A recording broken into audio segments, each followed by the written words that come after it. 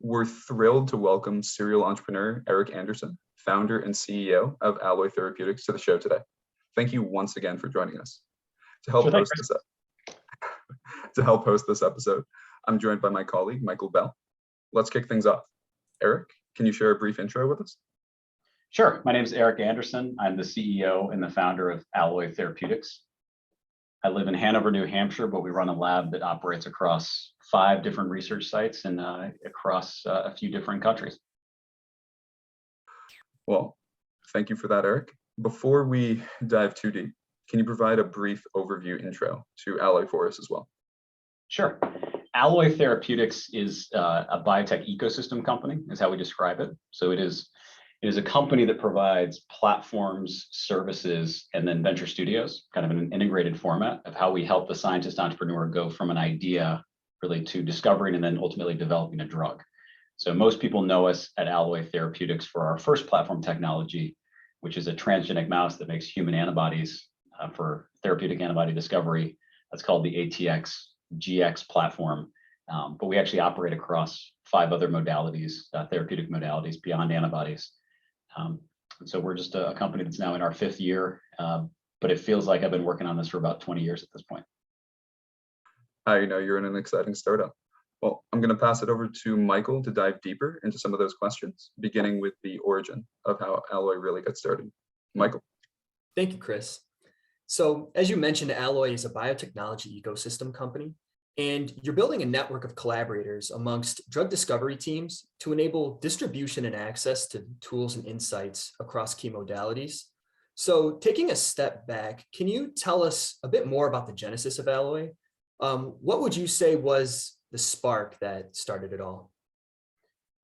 There's perhaps a few different sparks, but if you go back to just the problem of the scientist entrepreneur trying to run his or her first experiment, that's really where the Alloy story starts, because this comes from a belief, if you take enough steps back, it comes from an understanding that all value in our industry, in the biotech industry, in the pharma industry, comes from drug and a patient. And everything else we do is just derivative value. So like the services we sell for discovery are actually sold to a company that ultimately hopefully gets a drug through clinical trials and gets approved. But ultimately the value, why we're investing as an ecosystem into that process, is because we want a drug to be approved in a patient. So if you understand that, well, then all value that is other than selling the drug is derivative value. And so we've built a business at Alloy Therapeutics that allows us to support the creation of drugs and to try to help them along the way. So the founding of Alloy, I joke, this has been, or I said earlier, like it feels like we've been working on it for 20 years. My background originally is an econometrist. So my undergraduate degree, it was in economics, working in econometrics, so kind of big data sets, running regressions. Well, before we called it big data, it was just data and it was messy. So as a data guy and a background in software, I have no interest in big data. I actually want clean, well-organized data sets. That's what we really look for in the industry. So my background in data then led to working in venture capital for a while. And then from there, just observing how the venture capital industry worked, it became an observation of some of the, let's say, the suboptimal outcome of venture capital sometimes. So venture capital works great. It's how we fund innovation, both in biotech, but also in tech. And what I saw at the end of the 90s was telecom deregulation and then the first internet bubble, and how we went from requiring tens of millions of dollars to start up companies to investing in all this core infrastructure that we have, that we enjoy today. And I mean, anyone who was born after like 1985 has no idea like how hard it was just to like get email set up when we were younger, right? So that same perspective, if you think about how we've invested in core infrastructure to make it really easy to make your minimum viable product in software, or for a scientist, how do you actually run your first experiment? So I left venture capital, became a bioengineer, worked on starting my first biotech company, where there was a lot of embedded ideas in there around how we actually solve some venture capital problems that really run at odds with long-term value creation.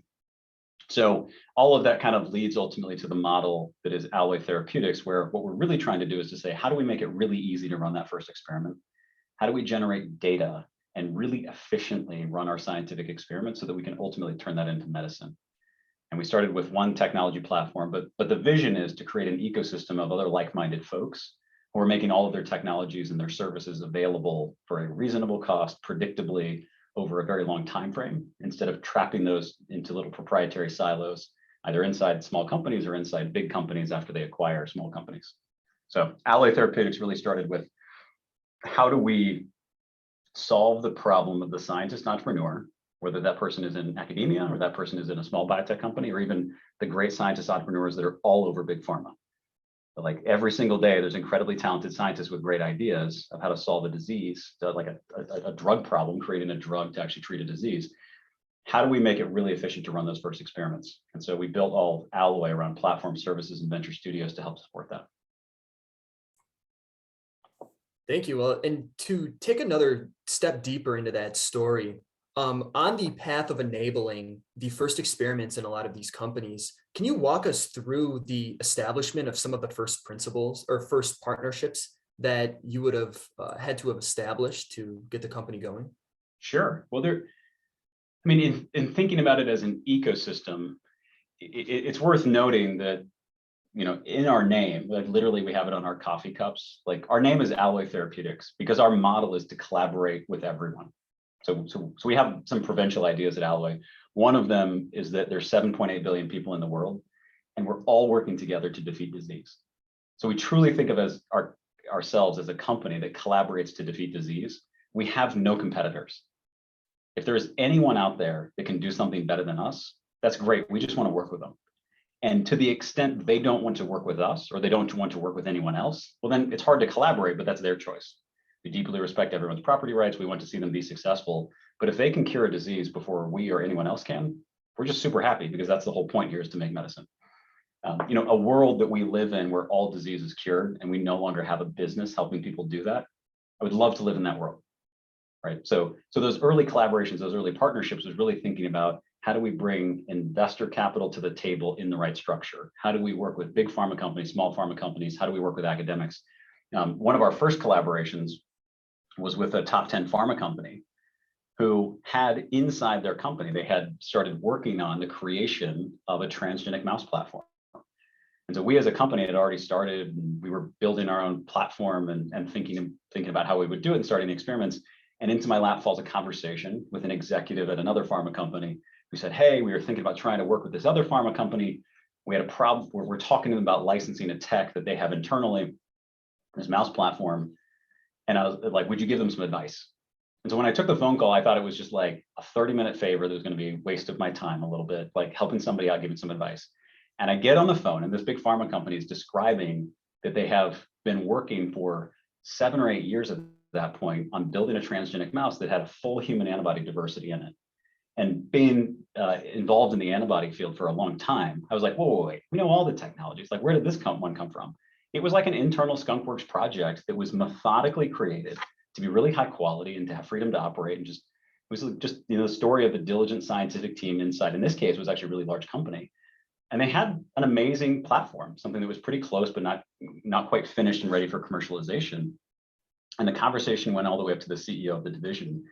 And I pitched her and the team on a slightly different deal, which is, whoa, if you already have this, how about we do something different? We've started a company with the intention of sharing these technologies, these pre-competitive technologies, with everyone in the world. So how would you feel about a deal where we spun it out, we finished it, but we continue to invest in all of the innovation on top of it? And you can have all the innovation that goes on top, like you'll get it for free because you're the original originator of the technology. That's one of the mentalities that we have. And when we collaborate with big pharma, if they have a technology they can share with us, and then we can push it out to the ecosystem, they get all the updates for free, clearly. Like, we're not going to block them from what they do. And we actually pay royalties back to that big pharma company. So I love this world. So the CEO, she approved it. And so she had this mentality, and she had actually established this with her scientists of how to think about open innovation and collaboration. So they already had language inside their big pharma company around open innovation. And so when I started talking about this, it fell on pretty fertile ground, which, this whole story is kind of amazing, really, the story of how does a big pharma company let go or share some of the proprietary technology that they have in a way that actually benefits them and everyone else. So it's a phenomenal story, that unto itself. I look forward to the day when we can be on a panel together and tell the story. At this point, we have over 100 collaborators using a form of that original mouse. So there's a whole bunch of other platforms we built on top of it. But at the core of our licensing strategy, it started with that first one mouse. And some of the team from that company came over, some great contributors. They did an awesome job continuing to further their work. The original inventor of the technology, he had been working on it for, at that point, like 8 years. So we helped to finish it and we launched it. So that was a key first collaboration. Now, the crazy thing there is we had to come up with, my family office, Alloy, no venture capital investment. And we actually had to do all of that at risk. So also the nature of a big pharma company, they weren't really willing to share a lot of the data. So there was a moment inside our family office in Alloy where we're like, we might get this and it just totally doesn't work. Like we do not, like, what's the risk that we're willing to take here that actually we're like committed to this very large set of payments and it might not work. And we just went all in on it. And it's the sort of thing you could never do that with venture capital because you're a fiduciary to capital and all these things. So that was a key first relationship, I would say. And still to this day, I'm just insanely heartened by the ability of a company of that size with a leadership team and with the people who made those decisions, and they sold it up the chain. And like, I would love to see that happen 10 times more, not just with our company, just like every other company, and how we share these pre-competitive technologies with the whole scientific community. And they knew full well that sometimes we would share the tech and we would charge $0 for it. Like that wasn't that, when academics get access to the GX mouse, they're not paying us any cash for it. So I just said right up front, hey, are you comfortable with the fact that we will sign deals and you will have your share of $0? I'm like, wow, how are you going to make that work? I'm like, we'll figure it out. We'll try to make it work from a business standpoint. So yeah, a lot of I would say bravery on their part to let it go and to trust us, and hopefully they're happy with the relationship. Very exciting and yeah, quite a story, really. Alloy was launched as what we think of forever company, so committed to reinvesting 100% of your revenues back into the innovation pipeline. Yeah. So to expand on this point, was the decision to fully reinvest made from the beginning? Yeah. This is the whole plan. I've been very fortunate with some of the other projects we've done and companies we've built. When I left venture capital, I thought I was going to become a bioengineer, and that was kind of me crossing the path and I'd never make money again. Like what's scientists like? I mean, Michael, you're a scientist, right? So now you're here over in like a venture capital role, but like no one went to get their PhD thinking that this would be the most like lucrative economic decision they would make in their life, right? That is just not the decision of a scientist. So when I left venture capital to do this, there's always venture capital as a backup plan, but what I was really trying to do is to start a biotech company. And so I thought I kind of left the money thing behind. Funny thing happens when one or two companies work out, and we've been, very hardworking and very lucky over the years. And so, but I've never had any interest in the actual money itself. It's all about the money as a means to an end to do more work that you find meaningful. And so when we launched Alloy originally, we fortunately had this opportunity where we could reinvest the money that we had from other places into Alloy and into scaling and growing the business and having the available capital to do that. So sorry, coming back to your question, maybe we'll come back to that. Do you mind saying it again? Yeah, absolutely. So was the decision to fully reinvest the revenues built into the very beginning? Yep. That was it. I'm sorry, I lost that thread there. So yes, from the very beginning, it was to reinvest the revenue back in, because the point of this business is not for the core Alloy business to actually throw off a bunch of cash, right? What we felt like we needed here at Alloy, differently, just in the ecosystem. And by the way, this we're not the first people to have this idea. What we wanted to do was to build a company that would be around forever, that you could think about building technology over time horizons that were not limited by a venture fund, that we're not necessarily limited by, if we go public, that we're going to have to manage towards quarterly earnings. And let me say, I don't think that's the most lucrative business model in the world. This pitch to our early investors, actually, people I've known for many years, it was not, this is going to make you the most money in the world. It was a very different pitch. It is, the world needs these basic technologies. Every time we've built companies together, and every time we start a company, you see the same thing I see, which is it takes about 2 years. We're always trying to hire the world's best team. We're buying a new flow cytometer and we're getting lab space, and it's like it feels like Groundhog Day. Like every biotech company feels like Groundhog Day. And it's like we needed to take a step back and build one last master company. So one of my board members, Ulrich Nielsen, co-founder of Merrimack, more recently Tidal, was acquired by Sanofi recently. Ulrich and I were at a lunch, and this is like Masterco was the name of Alloy before it was Alloy. Sort of I had their things, and Ulrich and I were just grousing at a lunch about how we needed a company that actually would have a flow cytometer we could use next year, or a mouse platform that we could use 10 years from now. We didn't have to just keep negotiating access to these basic things. So to keep that flywheel going, the perfect business model is great. Every dollar we take from creating those technologies, we put back into improving them, making them better, and making them more accessible. So forever, this has been the plan. Now, it's hard to capitalize that. So it doesn't necessarily make a lot of sense to venture capitalists when you launch that. So we just had to fund it ourselves. And then there's a few family offices that came in early. The first being Teal Capital. We had done some work with before. We have a few other family offices that are in with us. Christian Angmeyer's fund and another one. And then 8VC came in very early. And that team, traditional venture capital, they have a 10-year fund life. I've known that team for many years, even before they were 8VC.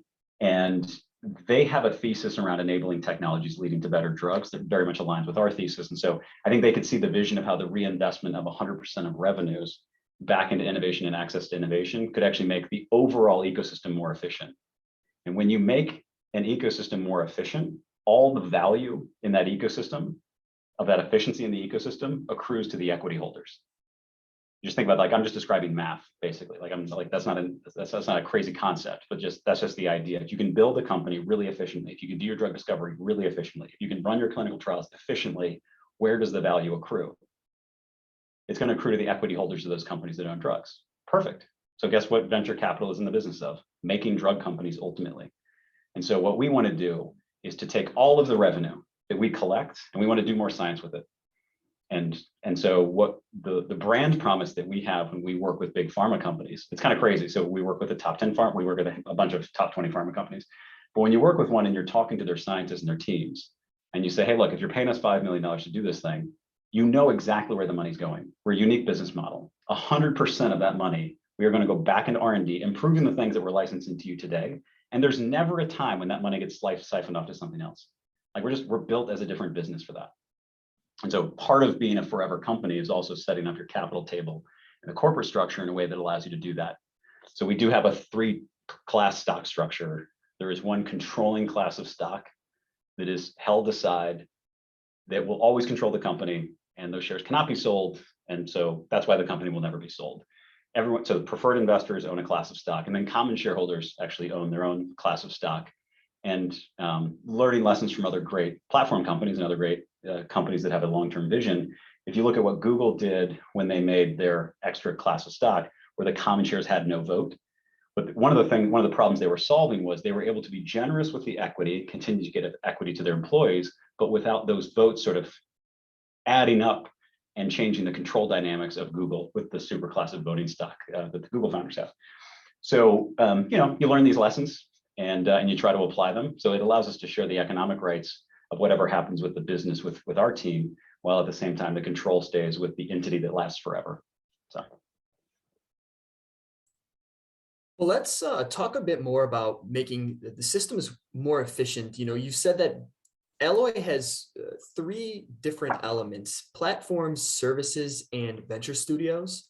And before diving into scientific details, it would be really great to understand a bit more about how these different elements come together and form Alloy's approach to consortium building. Yeah, so it's, platform, services, venture studios. Okay, so how does it tie together? Those are the components to make a business that can kind of feed itself and innovate. So that's like the minimum set, I believe. So platforms, because you need tools and technologies to do drug discovery. But it turns out all science is actually done by a scientist or an engineer or someone, right? So, and those folks use the tools and technologies. And so we're not ashamed of the fact that I consider everyone in our company a service provider, like all the way up to me, like how can I help? So we just have a mentality where we lean in, where I ask all of our employees to think about themselves as a service provider. That's okay. Like some people don't want to think about themselves as that. Alloy is just a group that does. And so we are scientists, we are engineers that build things and do drug discovery. Okay, great. So while you're sitting around waiting for the whole rest of the world to come up with the best ideas of how you utilize your technology, it turns out when you're building the technology, you come up with a lot of clever ways to exploit the technology. So we have venture studios because we can collaborate with venture partners and entrepreneurs and residents that we recruit to do really cutting edge projects that can then use the infrastructure that is our services infrastructure. And the services folks can all use all of the platforms that we have. And so what we do, Venture Studios actually helps to create more asset-focused companies. So those drug assets are more held by the venture-backed companies, and then those companies can all go public. They could be acquired. They could partner with pharma, so that they can follow the journey of a typical biotech company. And so we help to support that and try to do it really, really efficiently. So that's, and by the way, you're going to keep needing platform services, and the Venture Studios is kind of the piece that keeps hopefully creating new entities that give everyone in our ecosystem an opportunity to participate in the value creation that is a biotech company, but in a more efficient manner. I also think about the integration of platform services and Venture Studios. You got to think about it from the lens of, if you're going to operate over a 100-year period, how do you separate the platform technologies from the drugs themselves? And so our vision is that the more we can keep some platform technologies, sort of these pre-competitive technologies, available for the next company that comes along. That next company could be Pfizer, or the next company could be a startup that's just coming right out of an academic lab. So we want to separate those technologies from the venture-backed drug companies as much as possible, so that we can continue to innovate and provide those tools to the next company that starts. So think about a world where every technology that Flagship, Atlas, Third Rock, Polaris, MPM, like everyone had invested in over all these wonderful years, the platform tech was actually held aside. And the next company they start would have access to all of the platform tech that had been invested in over the prior 25 years. That's Alloy. And so it's, again, we're just one company. We hope a lot of, I think we'll see a lot of other companies continue to do things that look more and more like that. Because it's not, this is very obvious, and there's a lot of people that had this idea. I think it's about kind of navigating, how do you get the capital in the right place behind a business model like this? Because it's a little hard to make it work inside of a 10-year fund life, or kind of, in a really risky way. But there are other companies that we try to learn from, and other management teams that have given us a lot of help over the years, and a lot of big pharma companies even that are super supportive of the things that we're doing. So it's good to have friends inside the ecosystem. And what we try to do is to always provide an insane amount of value back to our partners, and then just take a really thin slice of that value. And then you make it up in volume, sort of, by having a lot of really great collaborators. All makes sense to us. And like you said, I think this is something the industry has needed for a long time. So we've been so excited to follow the Alloy journey and see it being built. But let's also start to dive in and explore a little bit more about the specifics, now that we have that higher level understanding. And as you mentioned, Errik, Alloy is currently known as a provider of human transgenic mice. You did a phenomenal job telling us that story. So maybe let's take it in a slightly different direction and talk about your recent acquisition of DeepCDR. How does that fit into the overall picture and play into Alloy's larger mission of building out an antibody platform? So DeepCDR is a wonderful team in Basel, Switzerland, co-founded by Dr. Sai Reddy, who's a professor at ETH Zurich, which confusingly is actually based in Basel, but let the Swiss explain that to you. We had worked with Sai for the last 2 years, and our business was evolving sort of as we had planned, which is, we started with a mouse, but always with the vision to be a fully integrated antibody discovery and protein engineering company as our first modality, right? So we help people to make drugs. We help people make drugs that are antibodies, but then we think beyond that. So in kind of thinking beyond just immunizing an animal, where do you go next? The vision has always been integrating the best tools into one toolbox and using the one that's necessary to get a drug against that target. So it's always been in vivo, so that's a mouse, in vitro, so what are all the in vitro tools that are out there that we would use for a project, and make that very cutting edge, and then in silico. We just built them in a particular order that made sense to us. So the in silico piece requires our philosophy and our vision for how we do AI, ML, and now deep learning for drug discovery, is that the whole point of dry lab, of the in silico approach to drug discovery, is to make the wet lab more efficient. And it's one perspective. I know people have different perspectives on this, but like, again, in our provincial sort of caveman thinking, this is, we get how data and software, and now on to deep learning for finding patterns, we get how that feeds back into the wet lab work that we do, where we can make focused libraries and we can generate phenotypic data in our animals or biophysical characterization of the molecules that we make, sort of all the wet lab real world data we have to make to feed back into the system and then iterate. So that's our vision. Now, so what we did is we went and built the hard boring part that no one wants to build, which is what is effectively a contract research organization that generates that does a lot of work. And so we now have that available at our disposal, sort of a very large team that can do this work. And we generate a lot of data, or at least the ability to capture data and to apply it to a problem in a way that we think can make drug discovery a bit more efficient. And so with the acquisition of Deep CDR, we moved into this last phase of our business where we finally have all the pieces there to launch our flagship discovery services offering and platform that we call Deep Immune. And that's the integration of in vivo, in vitro, and in silico antibody discovery and protein engineering into one big integrated piece. What's interesting about that integration of wet lab and dry lab is that, we'll see how this plays out. It would be really wonderful if we could package up everything we do on the dry lab and actually offer that as an independent software package or a service. We're not sure it ends up like that, because I think the partners who would take that on need to find a way to actually integrate it back into the feedback loop of their wet lab.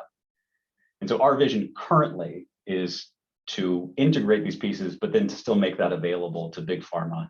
Smaller companies would access that just through the service layer. So you can show up and you give us a target and we'll try to do our best job of helping you discover a drug lead. But for big pharma, or for someone that actually wants to incorporate our insights and whatever we do in the full Deep Immune stack, we can certainly replicate that and put it inside their pharma company. All makes a lot of sense. And it really seems like you're building out the platform with that forever mindset, bringing all the data together, making sure it iterates back into that feedback loop. So you're always improving the platform. Love it. And let's take a step broader now. You've talked about the collaboration ecosystem you're trying to describe, and that beyond just antibodies, you're going after 5 different modalities around which drug discovery platforms, tools, and services are being developed and made available. And I think you've also mentioned that TCR therapies are set to come out at some point this year. So let's take that step back, and can you tell us more about these modalities and what led to their selection? Well, take a step back to the vision. The vision has always been to be a technology company that helps to create new technologies. So we want to innovate and share that innovation. Just a different idea. I truly feel like I get paid in other people's puzzles. Right? So when you're at the nexus of trying to help people do drug discovery, there's always that super confidential project, which is the target and all the work you do, and the partner always owns the output of that.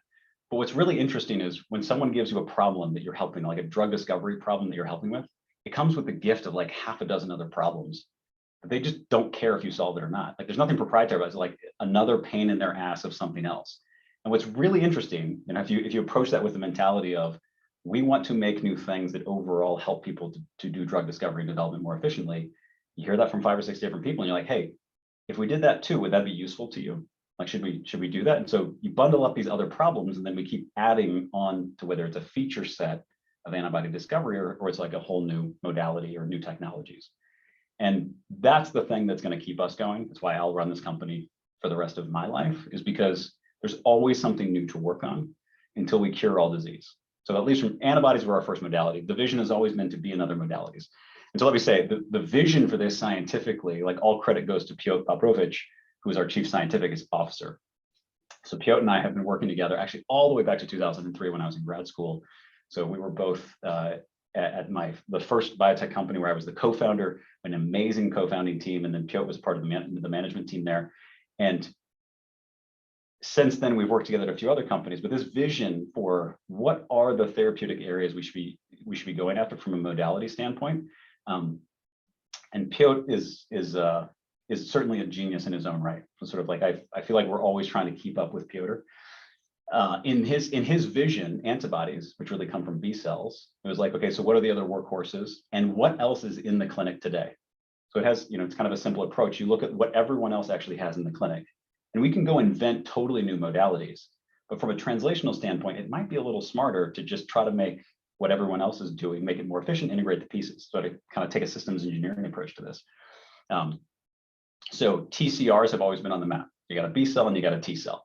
So from the early days, we look for adjacent modalities. So platforms, services, venture studios, which leads us to new modalities. And the reason why it's more efficient for us to go into new modalities is because when you launch something like our cell therapy group, so our cell therapy group started as making CAR Ts. We didn't do the whole thing.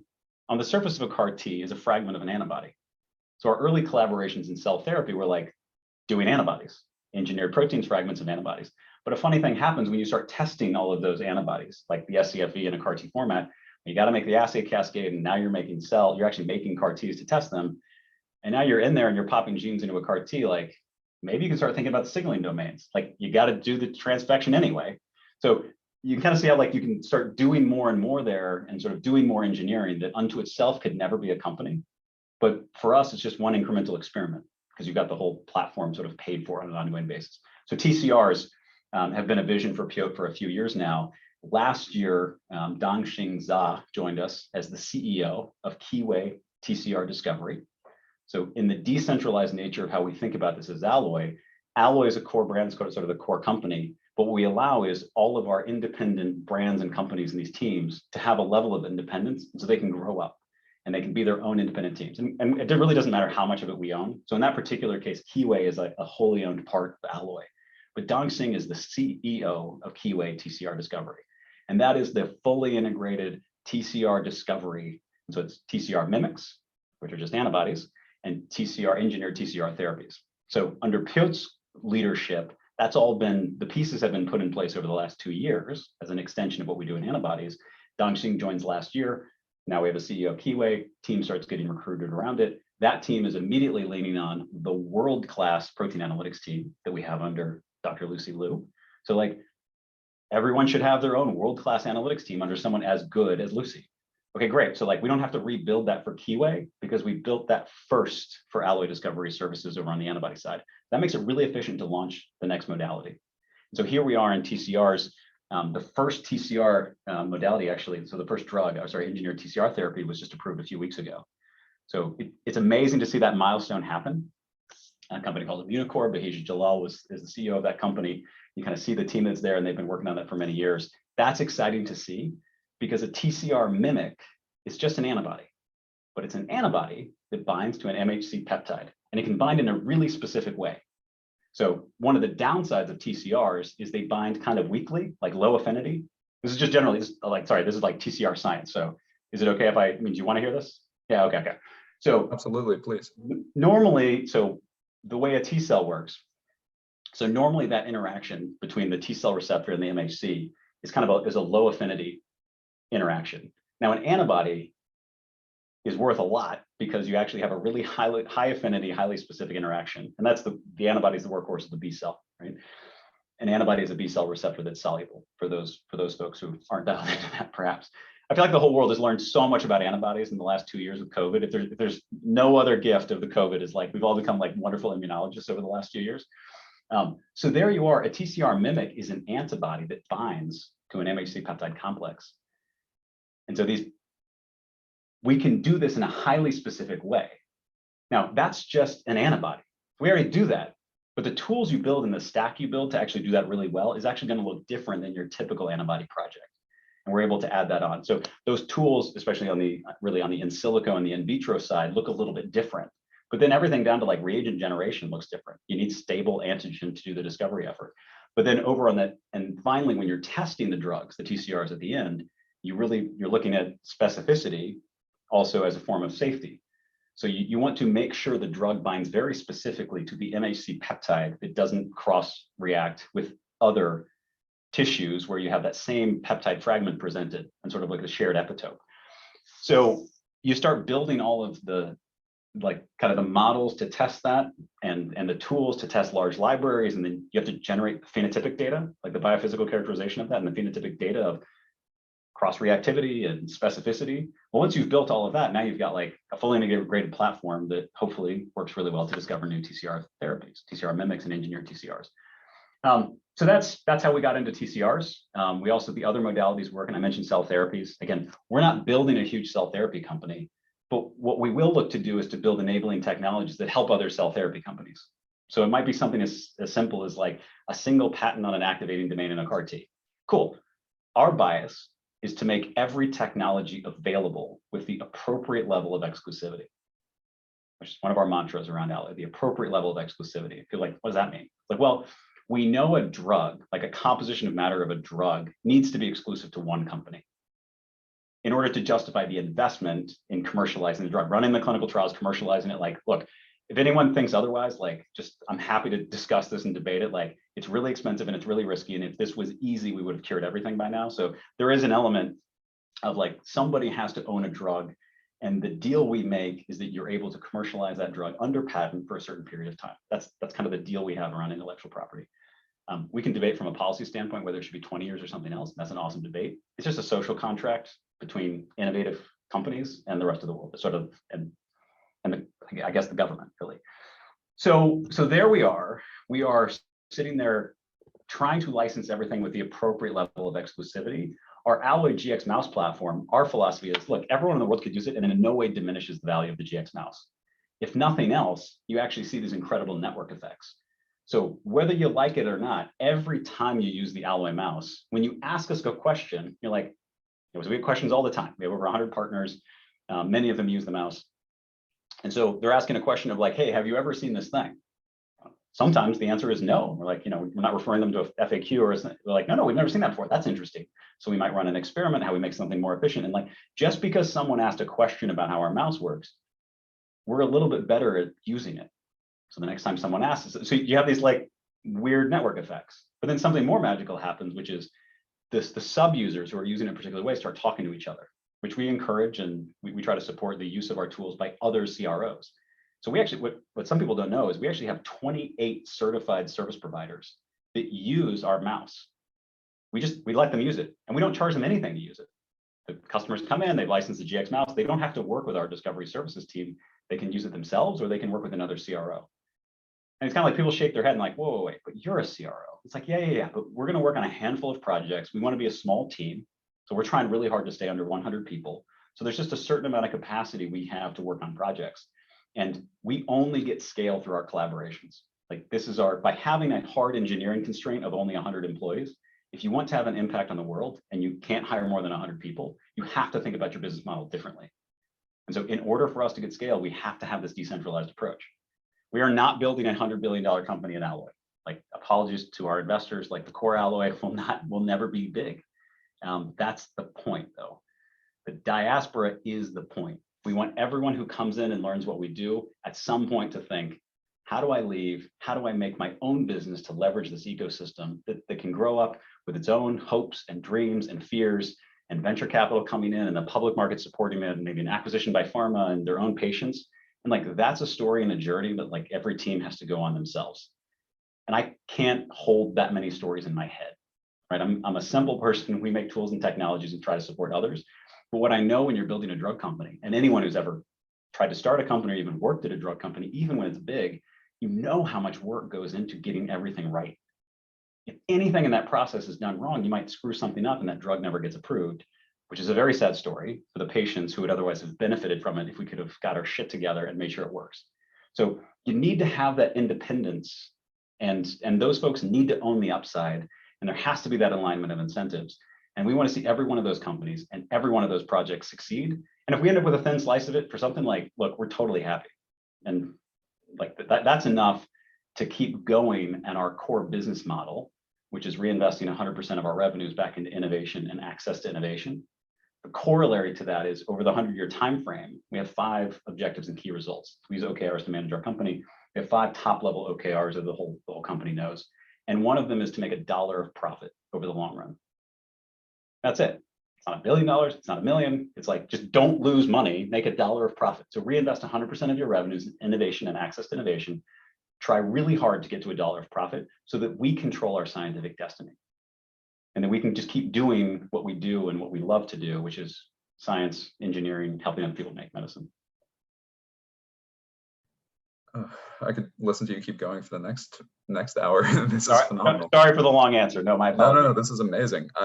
If anything, it leads me to so many questions. I'm going to go slightly off script here, and I just love your thoughts. You were talking about having, I think, 28 service partners who all have access to the ATXGX mouse model and provide to other collaborators. I'd be curious to understand how you manage the sort of quality and questions. Because you were talking about how partners will come back to you and ask questions, but if they're getting it Right. from someone else, or how are you ensuring that those other partners are employing it in the same way that sort of conforms to the values of Alloy? Chris, you're nailing it. When we launched with this strategy inside our office, we're like, this isn't going to work, is it? Like, how do we manage quality? How do we ensure? So what we do is we actually are the licensee of the GX mouse. So we have a relationship with the end user of the antibodies. Anybody can provide the service, and the person providing the service doesn't pay us anything. It's a tool. It's like you get to use Microsoft Office, right? If you license Microsoft Office, whoever is using it, right? It just where it's paid for.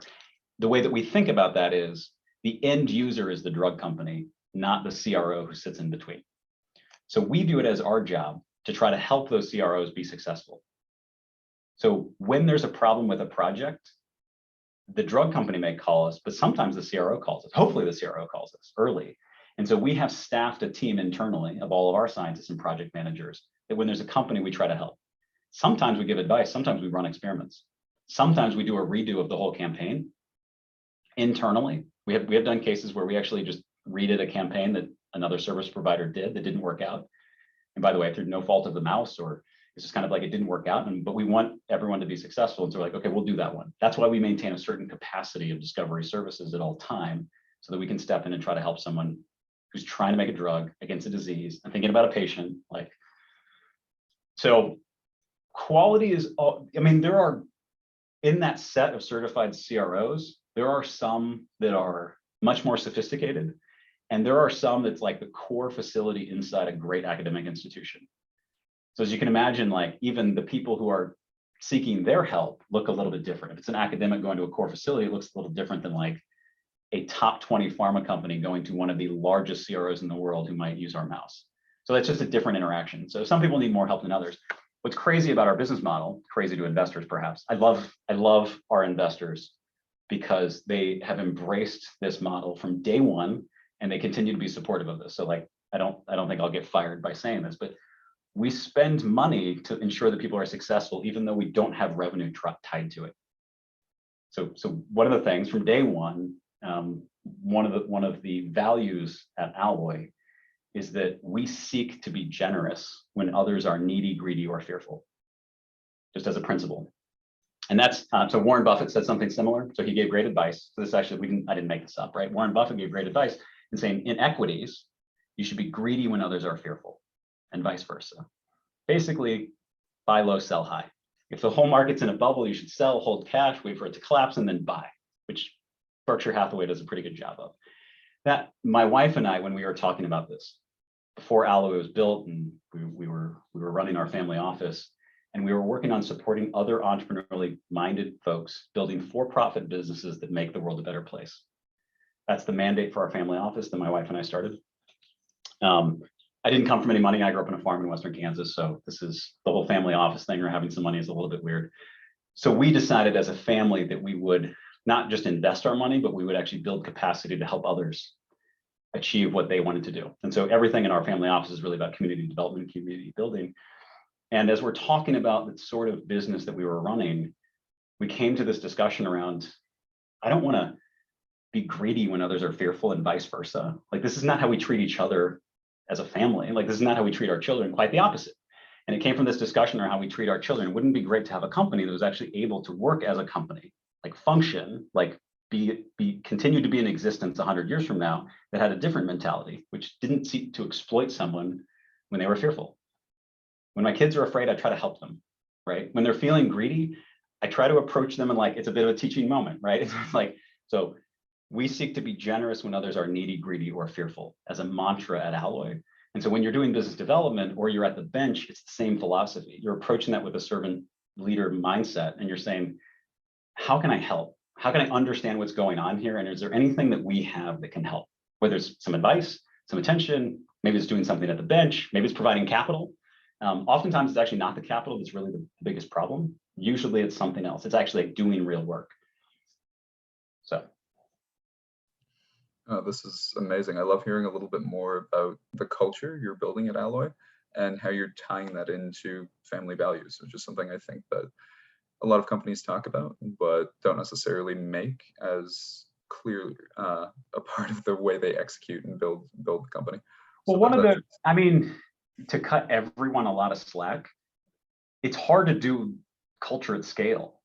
Yeah. Right. It's I got a Post-it note on my screen that says, work hard when no one is watching. Right. That's one of our family values. Like when we talk to our kids, I've got young kids, 13, 11, 9, and 7. And I just want them working hard when they're in the room and we don't know what they're doing. Like, I don't know if you're on your iPad looking at YouTube videos or something else, like whatever you're doing, like we trust you. And so you bring that mentality to the lab bench, because when you're doing a discovery project, no one knows if you put all the Taq polymerase in that reaction or not. Like just some like simple stuff, right? Like you're alone at your bench. And if you're not bringing your best self to that experiment, if you're not working hard when no one is watching you, the whole thing falls apart. Right? What we do in drug discovery, we stand on the shoulders of giants, of decades of research that comes before us, and we find ourselves in a moment where someone is probably paying us money, but trusting us with something that's very important to them. We've got to do our job, which is, by the way, it's science, so it's like already uncertain. So we're like, this again, if we knew how to do this reproducibly, we would have cured everything by now. So it's science. Mm-hmm. So you stand in that moment and you do everything you can to increase the probability of success. But then a very scary thing happens. We actually hand it off to somebody else. And now we've got like another decade of a whole bunch of people that can't screw up the process. And so like that whole journey in every single step, everybody has to do their job or there's literally no value. If the drug doesn't make it to a patient and get approved, everything we've done before that didn't matter.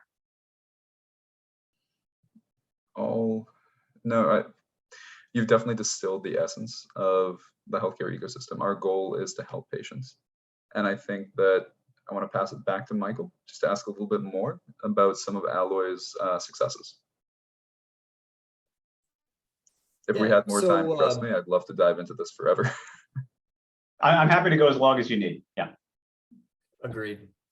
So when building a collaborative ecosystem, it can be argued even more challenging than launching a traditional biotech startup. And that said, your success has really been outstanding. And with congratulations in order as you recently celebrated your 100th partnership and have raised a 75 million Series C. So how does it feel to have reached those milestones with such an innovative model that you're working on? Wow. So you've got 2 milestones there, 100 partners and 75 million Series C. But let me say, the 100 partners is amazing. When we started this, it was this thesis of how do we create, or how do we in-license, create, collaborate to develop technologies and share that with the world, knowing that we were probably going to start at least one more drug company and we needed that as well. Right. So that's great. So it's really the measure of our success at Alloy is really to look backwards from who are our collaborators, what are they doing, how is Alloy helping them? So the 100 partners, honestly, we didn't know if we were ever going to get to 100 because that's a big number. And we actually reverse engineered some of the business model, what we'd have in pricing and structure and how simple is the contract and just like the whole funnel. Like it's kind of easy to rip us off if you really wanted to rip us off. That's like the dirty secret of all of our licensing. Like I suppose if someone wants to lie and like use the mouse and never report back, but the thing is they have to sleep at night. And for us, it's one drug out of a huge ecosystem and we trust people. Right? We trust people to do the right thing. We trust science to do the right thing. We trust companies to do the right thing. And what's really hard as a business is when you start having to make contracts that cover the edge cases where someone is a bad actor. And we decided as a business that we will be taken advantage of and people will rip us off. Because this business was built to help the people who are honest. Okay, so 100 partners, man, like they're amazing partners. We have drugs headed into the clinic, which is like very, very quick. I think we always talk about how can we help them? One of our values at Alloy is pronoia, which is we describe as the irrational belief that there's someone conspiring behind your back to your success. That's just like one of our values, right? So Chris, everyone laughs in the same way. It's like, is that a thing? So in business, it's hard to be a thing. But like, just think of your life. Like we all have parents. And I think that resonates when you think of like your parents. You're like, oh yeah, my parents were totally conspiring behind my back to my success, whether I appreciated it or not. And so like, okay, cool. Like, what would it look like if a business actually functioned that way? What if you created a company that was an ecosystem that had means? So we have revenue, we have money, we have our own investment that comes in, and every day you wake up being like, how can I help this person be successful? And sometimes it's like just letting them take credit for the work. Sometimes it's like standing behind the scenes. Sometimes it's working a little harder. It's staying up late and like not taking credit for it. So that's the whole Alloy ethos, is we operate with integrity. We do what we say we're going to do, and we try to stand behind our partners. And so in a perfect world, we wouldn't even be having this conversation because you wouldn't even know who Alloy is. Like, what I really want is for us to be invisible and behind the scenes and fade into the background, and no one knows who Alloy is. And it's just the oxygen that you breathe, and who gives a fuck who we are. Like, that is perfection for our business model, because we never pitched investors that we would be something else, right? We have this amazing group of folks who believe in the value of what we do and the ecosystem, and they see how that can translate into making medicine. And they also see how they can participate in that. So like, I took money from investors. So now you mentioned the investment, Michael. Like, so yes, we did a great Series C. Mubadala came in as one of the two sovereign funds that invested, another sovereign fund. Some great conversations with some really good long-term focused teams. We wanted partners who could operate over a 100-year time frame, and we're deeply respectful of the fact that they also manage money. So they're going to have to get liquidity within a reasonable time frame. I hope when we get up to those deadlines, we have a conversation about how we recap in an appropriate way, or perhaps their LPs want to stay on board and we can move it around a little, but that's okay. When you take money from an investor, you are making a promise. The promise is that you will be a steward of their capital, and you will work to make an effective business and to make more money, and you will let them off the track. Like, you will let them off and help them liquidate at some point, because that's what an investment is. So that's important to me. But as far as a milestone of how financing as a milestone, that's like fake entrepreneurship. That's like, and I know there's like, you can make up any valuation you want, but it's like the purpose, I think, for anyone who started a company, but certainly like if you've done a few, the last thing in the world you want to do is start another company. But the problem is, you want to solve a problem so badly that the only way to solve it is to create a new company. And just the money is just the resources you need to not go bankrupt. So this is a funny thing that people don't like, it's a simplistic view of the world, but it's a funny thing that I don't know that people think about, is every single business in the history of mankind has all failed for exactly the same reason. The same reason. And that's they ran out of money. And why they ran out of money is like, oh, there was fraud, or no one wanted their product, or whatever. But like, if you just keep putting money in a company, it will always continue to exist. People will take payrolls from that and stuff. So like, every business has failed for exactly the same reason. On the flip side of that, every business that's been successful has been successful for a very idiosyncratic reason at that moment in time. It's kind of amazing how asymmetric those two outcomes are. And so if you think about financing, a lot of people falsely attribute success to financing, as if that's a measure of success. I think of financing as like, hey, look, we're going scuba diving, and because we want to see what's under the water, and we want to go down and explore what's down there, and we need oxygen to be underwater. And the venture capital, or the capital in general, is our oxygen so we can go scuba diving.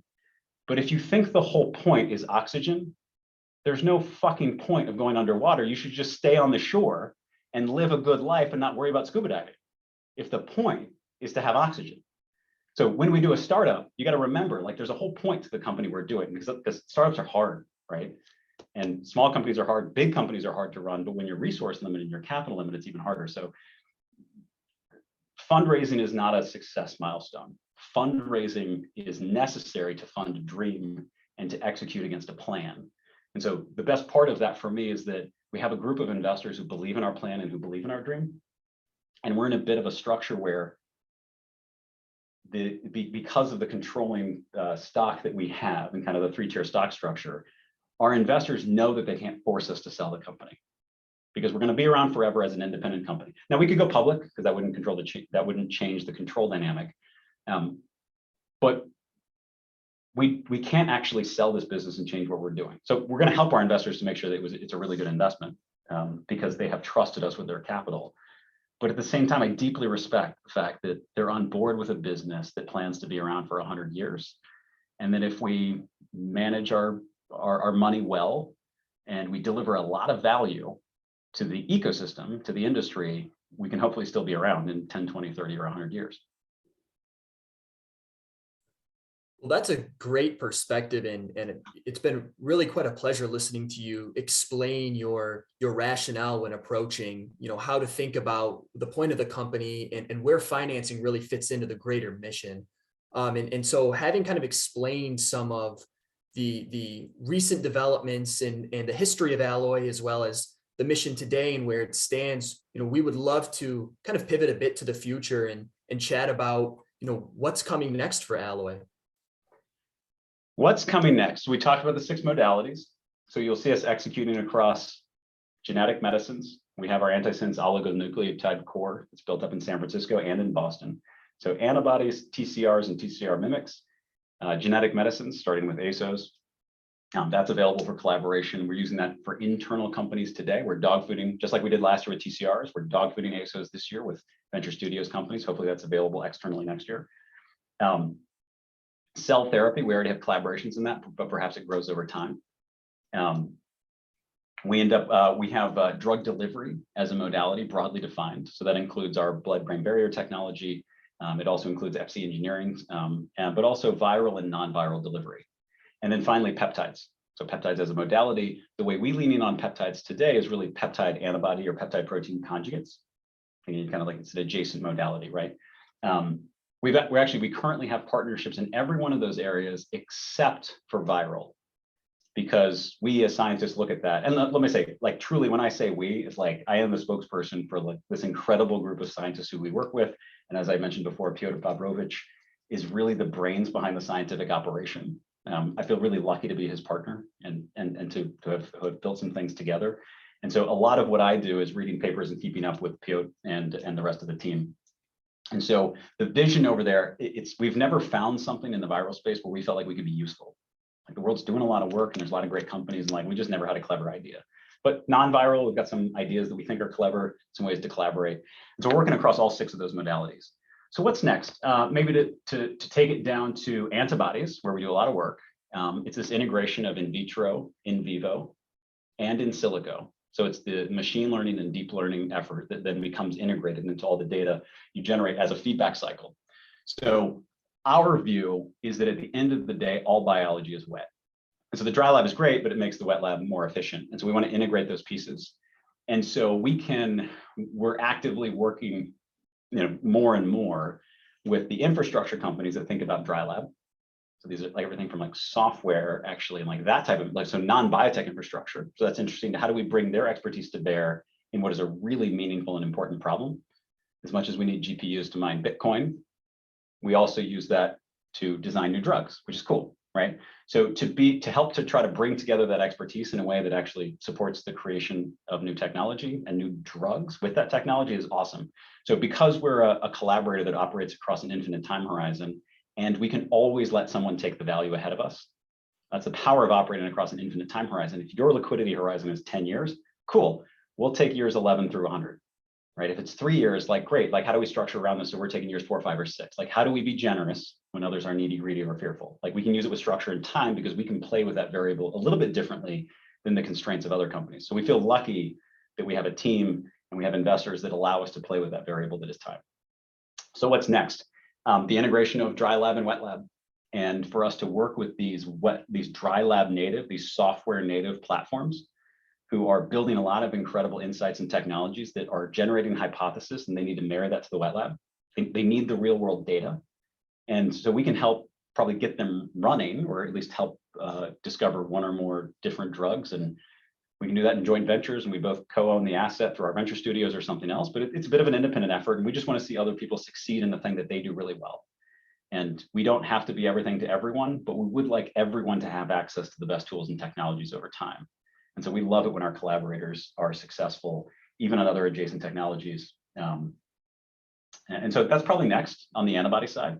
What's awesome about that is what we learn about human biology through tens of millions of dollars, so scaling pretty high on the data that we generate and the insights, we can apply that to other diseases for other modalities. Right? There's at the end of the day, this is all human biology, and so we're working our way down the stack of questions from a human biology standpoint. And so to the extent we can play whack-a-mole and at least identify the negatives and continue those insights playing forward to try to help other people maybe focus on their research efforts as well, that's pretty cool. Again, it's just about efficiency of drug discovery at the end of the day. And by the way, capital makes more money if it's more efficient. Like it's just, again, this is like this is not rocket science. Like this should not pass for anything that's all that clever. When I talk to scientists about what we do in our model, platform services, venture studios, leading to adjacent modalities and taking the long view, they're like, I thought about that. Why doesn't the world work that way? I tried to do this thing. I started this company. I got this grant. It's like, yeah, we all had this idea. It's like, this is not a clever idea. This is like, oh man, how do we pull this off with capital at the right place in the right time? So in part, it's the capital and it's the infinite time horizon. But I'd say the important part where most people shy away from it is doing the dirty work. It's just doing the crappy work of showing up every single day and working harder than anybody else. Like just grinding it out and doing the tough work. Because what we find in the world generally, but in biotech specifically, in pharma, you know, when you got a lot of money, it's kind of easier to just hire somebody else to do it. Like, you know, if your company's really fantastically profitable, like you end up with like larger bureaucracies and stuff. And it's like, you look around and you're like, who's doing the work? And you end up with information sharing problems. And you end up just with like, at the end of the day, who's getting the work done? And that's why we have this decentralized approach is like, when you're a small company, there was a great post out of YC 2 decades ago, sorry, Y Combinator, like a long time ago, right?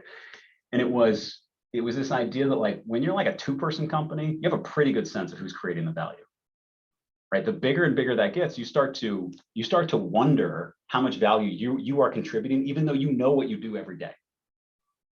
But the more insidious thing that really undermines your motivation to work hard tomorrow is when somebody else takes credit for your work.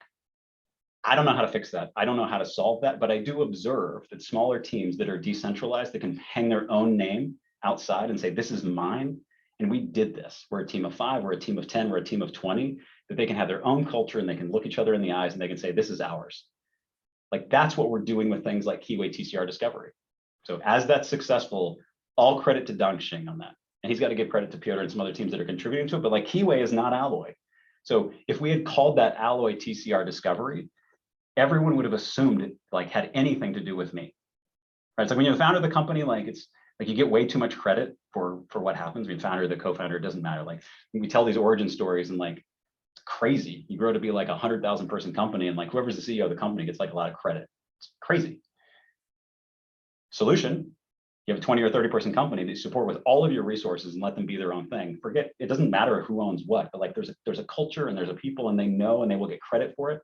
And when they tell that story to their children, like you think out a generation and 2 generations and you tell the story of like what it was like when you started Keyway or you discovered that drug, if that's just embedded in a big company, it's really hard to get credit. It's hard to feel it. People start to question, you're like, really, grandpa? Like, did you do that? And it's like, no, that is yours. Like you did that.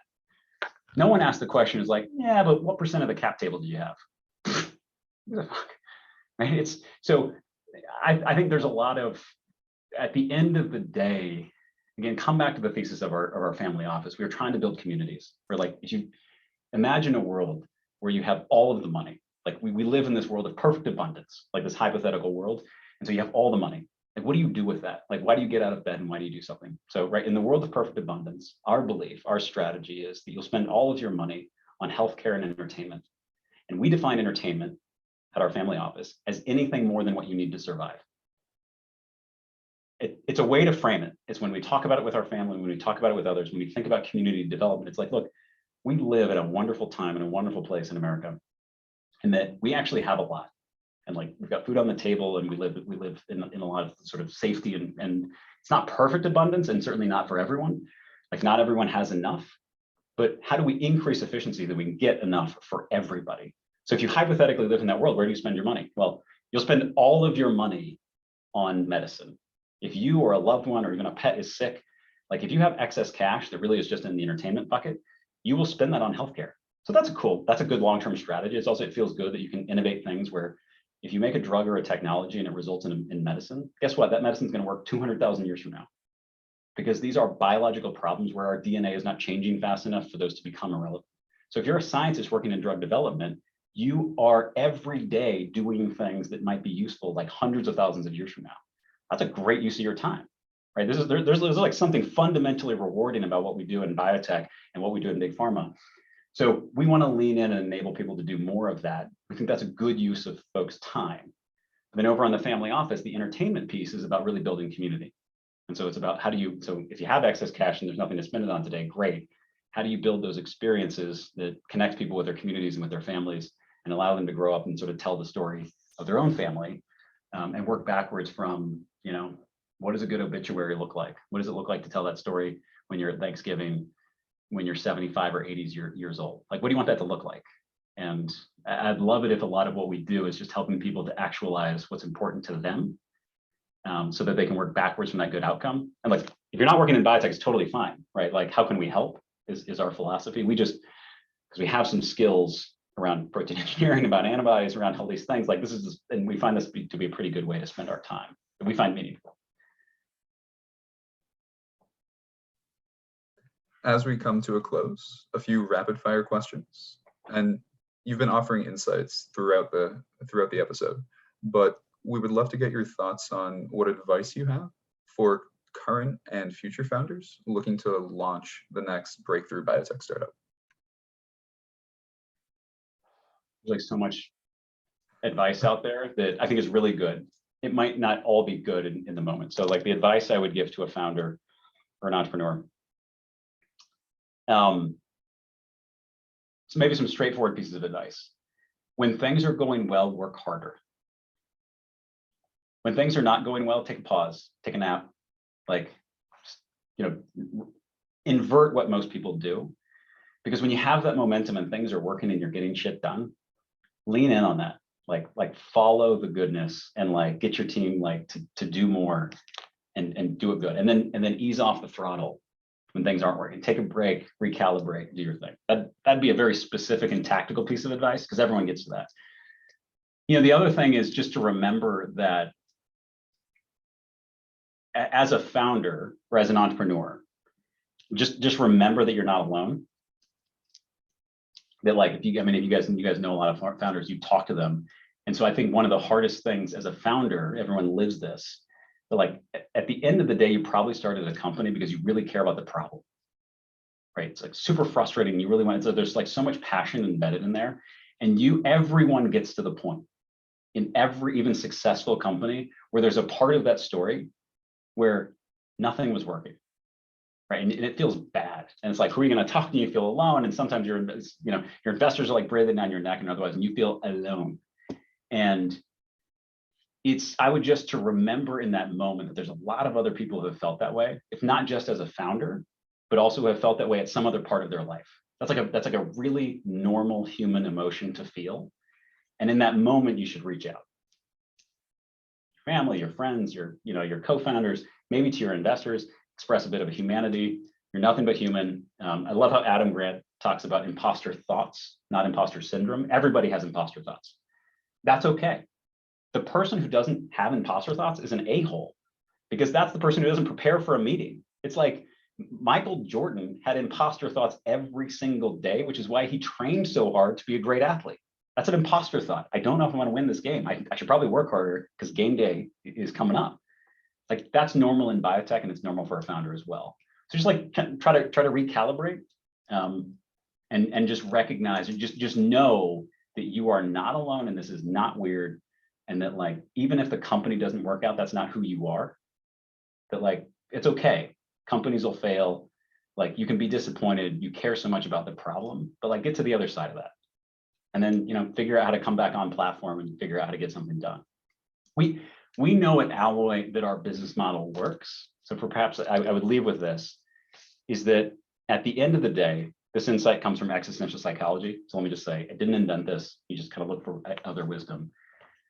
What we struggle with as humans is that we are unable to accept the fact that you are going to die alone. Nothing you do matters, and it's all your fault. That's it. Like that's like part of the business plan of Alloy is like, how do you solve that existential problem that we all face? And by the way, there's no resolving it. You just need to accept it. And in the moment, you're going to feel those things. And so how do you create a life that actually deals with those things directly? Right? You were born and you die alone. There's nothing you can do about it. It's scary. It just is what it is. And that's a normal human emotion we feel it. So you are going to die and you are alone. And the thing is, nothing you do matters unless you make it matter. Like objectively in the world, in the universe, like, does it really matter? Like we always have this like feeling in the back of our minds. You're like, I think I'm on a rock. on a little planet going around a sun. It's like one of like hundreds of billions of suns that like we're aware of. And like, oh my gosh, like what's the point? Like that's in the back of our mind. Like we're burdened by that information as really smart humans, right? So that's number 3. And number 4 is what the existential psychologists call it is the attendant responsibility that comes with choice. So what I observed running around in the family office space and sort of talking to folks who have everything, you would expect that they're happy, right? You have a ton of money, wouldn't they be happy? But you find that a lot of those folks are depressed. And I think it's because of the 4th thing. It's because in a world where you have all of the money and you're still not happy, you know it's your fault. You know it's your fault. And yet you go back to Western Kansas where I grew up, and there are poor folks on a farm who are happy.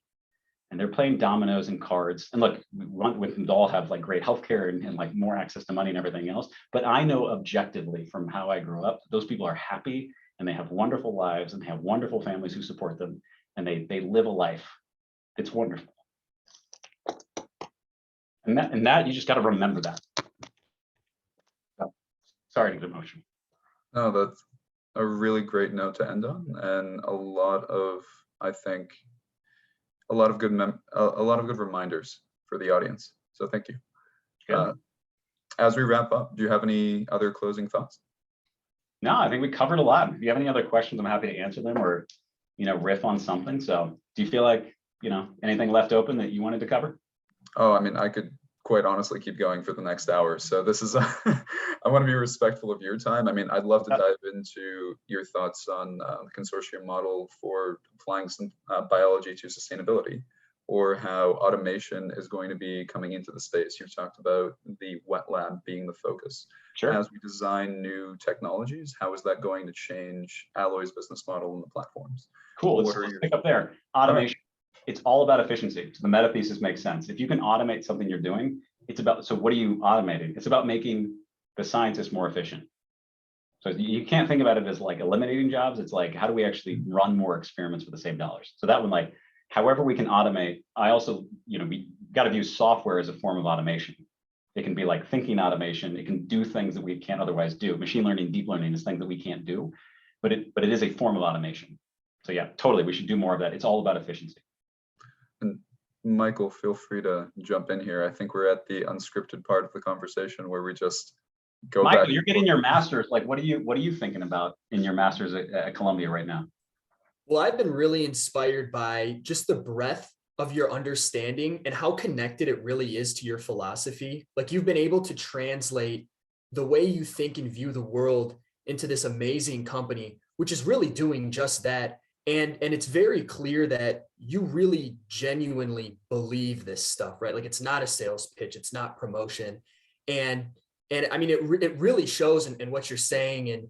And I would be curious to learn, in however quickly you could mention that, how you kind of grew from as a person when you were in your early 20s to where you are now, having done all of this, how you were able to mature and develop your philosophy and then kind of mold together a company which, despite its kind of novelty in the space, has been able to really match that in the real world. So back in my 20s, I'm 43 right now. So yeah, if you're out there and you're like finding your way, or like, let me just say, there's not a coherent path. So it's not like, I think if you go on my LinkedIn, you're like, oh my gosh, an unending stream of successes.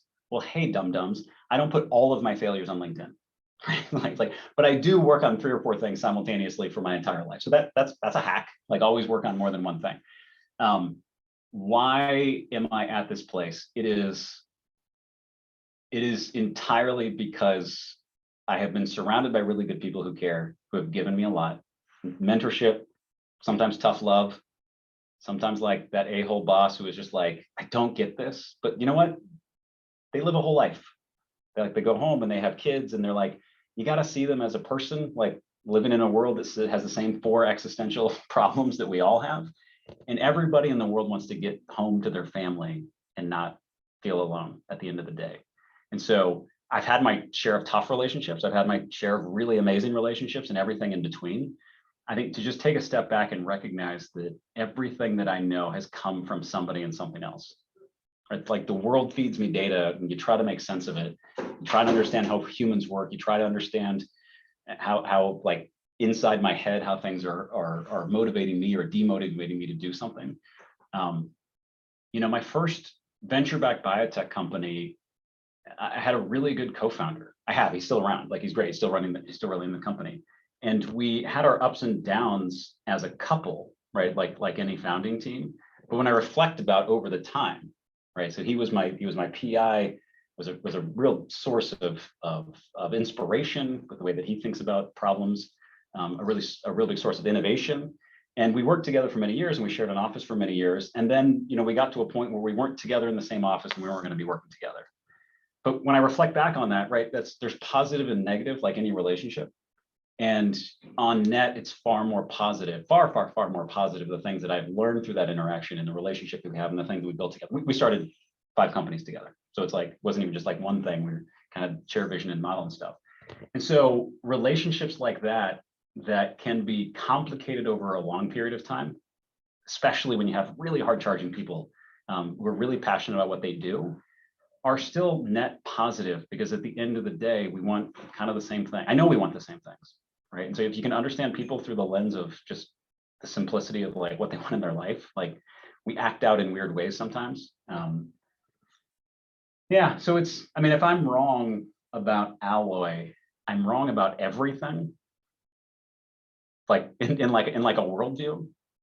So all value in our industry comes from drugs and a patient, and everything else is derivative value. Like, I believe that's true. So it's all about being efficient at getting drugs to a patient, and that creates value, and we just try to take a slice of it. If I'm wrong about an observation in the world, that if we lived in a world of perfect abundance, like how would you spend your money? It's like, okay, it's like healthcare and entertainment. Like you have to accept that entertainment is the things that we choose to do with our time when we don't worry about surviving. And like, that's a decision. And that gets back to the attendant responsibility that comes with choice, is like this really terrible feeling that like, oh man, I'm unhappy because of the choices I make. All right, you got to make different choices. Right. So where does this all come from? Our coherent life strategy. I read a lot of books.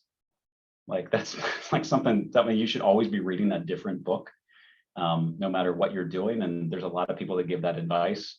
And I think it's hard to add up a lifetime of reading a book a week, but it's like you gather those little insights, just set yourself on a path to whatever motivates you to try to digest and fit into your pattern recognition machine. I don't know. It's not, and stop comparing yourself to other people. Like try to have an objective view of what is good in your life and what is important to you.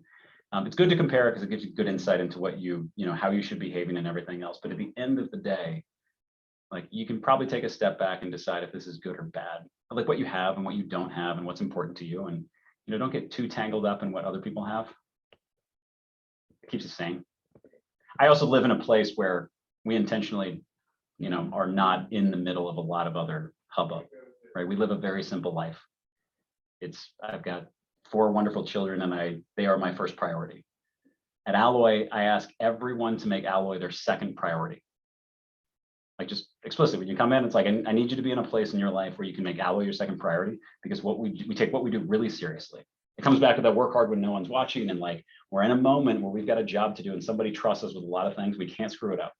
So like, I need it to be your second priority. You have to have a first priority that's not our company, because there's got to be something that fills up your batteries and is like the things that is really important in your life. For me, that's my family.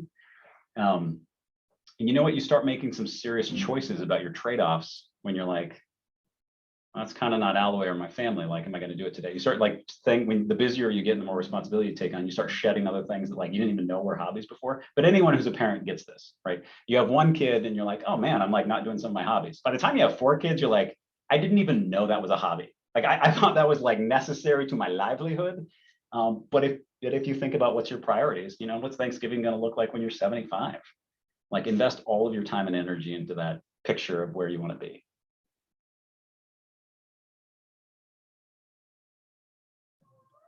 I hope you guys aren't getting some of the background noise on my end, but if we've still got time for an additional question. Totally have time. Yeah, another question or two, sure. I'd love to hear, particularly in light of the pandemic and the consortium approach you're taking, how do you think about the future of medicine being driven by this sort of collaboration? So all medicine already is collaborative. We just choose, how do we actually want to view it? We view it through a very simple reductionist lens, right? So there are things that we know how to do pretty well, and everyone we collaborate knows how to do something better than us. So if we work together, there's something that we know how to do well, you know how to do well, we cover each other's blind spots, we can increase the probability of success of the project we're working on by collaborating. That's just, I think that's actually like logically sound, and you can't actually disagree with that. So therefore, we have a business model that says the extreme version of collaboration. We compete with no one. Like we truly believe that, we talk about that. If you know how to do something better than us, like, please do it. Now, if you don't make it available to other companies, like, okay, well, do you mind if we invent something that looks different than yours? Because we actually want this other company to have access, or this researcher. Like, again, we're not trying to be jerks here. We really want to be able to make medicine together. So collaboration is already what we do a really good job at in this industry. So all the top 20 pharma companies already do a pretty good job. We can do an even better job, I think, if we have slightly different business models and capital structures that allow these things to happen, perhaps in a more decentralized way. I think this is an old observation, but it is, a while ago, I realized that over the long run, all value at a company, over the long run, all value accumulates to shareholders. But over the near term, all risk accumulates to decision makers, right? So the bigger the company and the bigger the bureaucracy, the more those two groups of people are different. And you get bad long-term decision making. And that is my thesis on why every bureaucracy fails in exactly the same way. Whether you're a large government agency, or whether you're a large pharmaceutical company, or you're a large automobile company, big bureaucracies fail in the same way, because that misalignment between the people who hold the value and the people that make the decisions and do the work. So the rational solution to that is to make very small companies that are hyper decentralized, that have ready access to all the tools and the services and everything they need. Like, give an API to everything in the world that allow you to have a really small team where those two people are the same. The decision makers and the people with responsibility are also the people who own it. And that, I think, unlocks a lot of human potential without doing anything different. We're just aligning incentives and allowing people to feel good about the hard work that they do. So collaboration is totally the key. We already collaborate. The industry does a great job of this. The industry is getting so many drugs approved. When you go talk to the executives at every company that could be vilified in the news, and you actually talk to them, I mean, everyone in that company is crying at one point or another about a patient of a story and the work that they do. Like, everybody cares. We're all working hard. Sometimes the business models get in the way. Sometimes the cost of capital gets in the way. And we make all these trade-offs of like what we do to get there. But at the end of the day, so one of the hypotheticals that we talk about, when we talk about truly everyone collaborates, we don't compete with anyone. Imagine a world where you're in a patient's room. We've got two of the top 10 pharma company CEOs in that room. And like, there's an old woman who needs to get a drug, and they both have a drug for the patient. And they look at each other and you're like, well, who should get the drug? Like, which drug should this patient get? I guarantee you, in that room, in that moment, those two pharma CEOs would say, whichever drug works better. I don't know, which one works better? What evidence do we have that your drug works better than mine? Like, just two humans trying to get a drug to a patient. Now, somewhere between that bedside, like in that room, to how the wide world works, we get a misalignment somehow. And so what Alloy is trying to do is to bring that collaborative and that sort of objective. We just want the best medicine in the patient. How do we bring that outside of the room, of the patient's room, to everything else that we do? And so build a business model that supports that. Have a forever company, reinvest all of your revenues. Like, not every company has to do that. It actually works because not every company does that. But in that moment when you can be like a little bit more generous and less extractive, like, maybe try to do that. Maybe try to lean in and help both with your work and with your capital and your insights, even if you're not getting paid for it. I actually want to jump off that a bit. Have you thought about patient stratification as a pillar of what Alloy does to help those companies? Yeah, for sure. I mean, so here's how we think about it. So 20 years ago, there were, in breast cancer, there was like 2 types of breast cancer, give or take. And today there's, depending on who's counting, 19. Breast cancer hasn't changed. What has changed in our ability to identify 19 different types of breast cancer is we now have drugs that says, oh, you're either your patient A or B, or all the way down the stack. Cool. So we're not going to have 7.8 billion different types of breast cancer, right? There's just not going to be that. There's this notion of personalized medicine where you need a drug for every patient. Like at some point, it's about finding, you understand a patient, it's about finding the drug that will work in the patient, right? That's put simply. And so I don't think we end up with 500 different types of breast cancer, but we might end up with 200 or perhaps 100, maybe 50. But at some point, we'll get to the end of what is the best drug for this patient. And so if we think backwards from how many drugs we need and how we stratify patients, it's really about once you get into the clinic and you're seeing your signal in a phase 2, phase 3, you know it's doing something. You have activity in the molecule. It's really about matching up the drug that works and the patient that works. And this is kind of interesting if you go back to the modalities we work on. So just this morning, the team is talking about this, B cells versus T cells. Great. It so happens that in the T cell, the way drugs are chopped up by the body and presented on the surface of an MHC, the chopped up drug ends up as a peptide on top of an MHC, and then a T cell can identify that. Depending on your own genetic diversity of what peptides you display on your normal tissue, you can have toxicity on a drug. You might have a different HLA haplotype than I do, and therefore the drug will be toxic to you, but not to me. Cool. It'd be awesome if we understood that. Like we're going to generate all this data. One of the challenges with what we see in the biotech industry, and this is where I think people had a little bit wrong about, like, we're reaching the singularity in biotech. We're doing the opposite of reaching the singularity right now. For every question we answer, it actually begets 2 more questions. We don't get like closer. It's not asymptotically like we're getting to the end. It's like, oh my God, we're on the part of the curve that like every question begets more questions. Like people should be, if you're really thinking about whether we're reaching that point, like you should be scared. You should be the opposite. But that's also really exciting, right? Because every time we ask a question, it leads us to another question. And if you bring that back to patients and patient stratification, the question is, do we have a tool that's going to work in this patient? But that tool can be a drug. It could also be a non-therapeutic intervention, right? It could be a pre-therapeutic intervention. It could be a healthy lifestyle, a healthy diet. It could be reducing environmental factors. The more we understand about human biology, the more we can hopefully prevent disease. So you actually ended up in a world where you don't take any medicine. How do we prevent everything before we get there instead of treating it afterwards? And that's, everyone in the industry would love to get there as humans. Like everyone's got their day job, but like I think we all agree as 7.8 billion humans that we want to be in a world where no disease, like disease is not the thing that kills us. It's going to be senescence or somebody else. And there's somebody else working on that. So maybe we'll actually get to a place where like people actually live forever. Who knows? We're just focused on the proximate problem of like neurodegeneration, cancer, like, the boring stuff. Michael, I want to make sure I give you an opportunity to ask the final question. Sorry, I feel like I've been hogging the conversation. That's been all right. Yep. I still want to be respectful of time. I could literally sit here and ask questions all day long.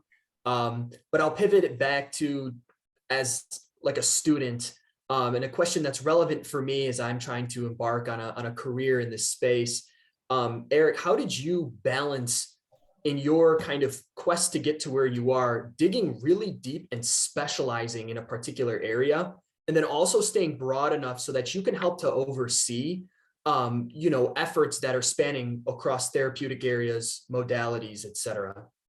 So I'll come back to something I said before. Don't let the place where I am today look like a strategy of how I got here. Yes. Right. So again, everyone should hear that. Like, so what were the things that I do to take a broader view? I am just a naturally curious person who loves to read and seeks out more data. So I think the way that my brain is wired is that puzzles give me a lot of joy.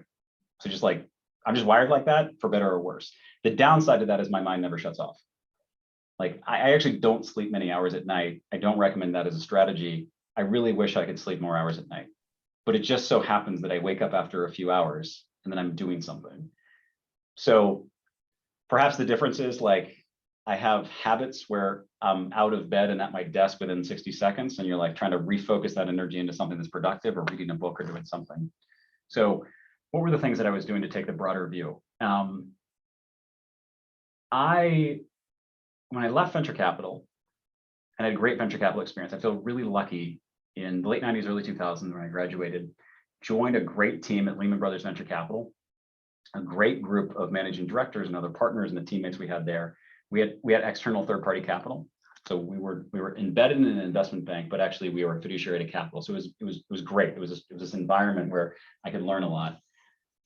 And in that environment, I had the freedom to work really hard to see a lot of things. And so I suppose I could have worked fewer hours, and I would have missed the opportunity that was like right in front of me to figure out some more things, to collaborate with some great people. But the heart of all of that, so I left venture capital with some insights into how venture-backed companies are built, how to finance, do legal docs and those things. And I started, when I went to grad school, I started offering that to everybody else. Hey, do you need help? I can help you edit your docs. I can do your cap table or whatever. Not because I was getting paid to do it, but because I saw from the inside how much value in a company that like you could protect as a founder if you did a few things differently. And so I started doing that right when I left venture, just as a friendly. And then folks started asking for some more help and like just helping some other folks. That actually led to a business model, like started the family office, hired full-time folks. At times we tried to make that business model work of like, well, because everyone in the world is like, well, you got to charge for that. It's like, it's not a business model if you just don't charge for anything, you do it. And I was like, yeah, but I feel uncomfortable with that. And like, I have an uncomfortable relationship with money. And like, I didn't want to actually charge for, we're trying to help people. And when it was our own money, that was easy. Eventually that led to the founding of Alloy, which came from this vision of like, what would it look like to have a business that like at its heart is able to help people and lean in and be generous, because the bills are basically paid for. And so how did I learn so much from so many people over so much time? If you just take on that side project where you're helping somebody that you're not getting paid for, like it's amazing, right? Because it's not a transaction, it's a relationship. And that's perhaps the thing that I learned, or it started to make sense to me into my 20s and 30s, that like I didn't want to live my life doing transactions, that I wanted a limited number of relationships that helped to accomplish all the things we wanted to accomplish. And that probably goes back to like growing up on a farm and like in a small community where like you're intimately tied to like a limited number of people and you live pretty close to the edge of poverty. Maybe, I think that's really good perspective. I feel really lucky that I came from a part of the world and an experience set that you can be really happy even if you didn't necessarily go to that really expensive private school. And you're still really happy. And there's a strength that comes from that. So some people are really confident because they've existed in a structure in a society. I think of like many people who grew up like in a really wealthy community, and they're successful because the system really works for them. And that gives you a degree of confidence. It's actually very, very useful. Confidence to take risks, confidence to like educate yourself, confidence to just do all these things. And that's really nice and it's really powerful. There's no like maligning that. Then there's another type of confidence that comes from actually getting shit done. Like that comes from the agency, that like your own agency of just like knowing that like you did something. And that, little bit at a time, one thing to another, you start to gain confidence because you have skills and some utility. And what I would say is, whether you have an MBA or you have a PhD or an MS or even a BA undergrad, you probably have tenure in life. Like if you work hard and you show up in the United States and you're a good person, you're gonna make enough money to put food on the table and shelter over your head if you've already made it to that level, right? It's like for all the factors that have come together, you've made it to that level. So you've got tenure in life. What are you gonna do with it? And you kind of bring this abundance mindset to your job, to how you learn things, to how you interact with people. The world looks really different if you take that mindset.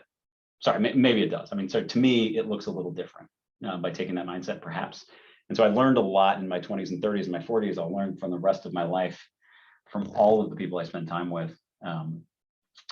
As I said, I feel the great gift that I think the world just brings me puzzles, and my mind operates in a way that like I really enjoy that, and I just really want to help people solve puzzles so that they bring us more puzzles. Thank you, Errik. And on that note, let's say this has been an incredibly fantastic episode, and we are so grateful for your time. Thank you again. Of course. Thanks, guys. Chris, Mike, so nice to meet you today. Like, good luck with anything. Let me know if I can help with anything.